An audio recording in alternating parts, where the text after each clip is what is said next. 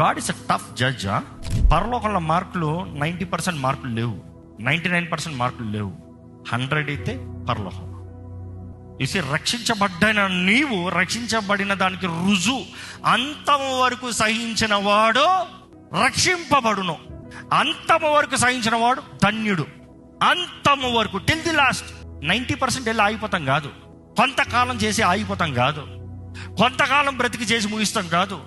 It is 100% life that God wants, 100% accountable. అదే అంటున్నాను, discipline your self. క్రమశిక్షణ పరుచుకో.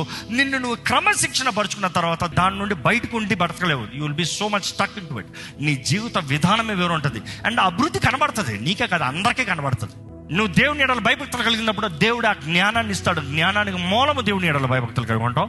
ఆ జ్ఞానం కలిగి ఉన్నప్పుడు నీ జీవితంలో చేసే నిర్ణయాలు దేవుని ఎడల భయభక్తులతో చేస్తావు. కాబట్టి it is always higher, higher, higher.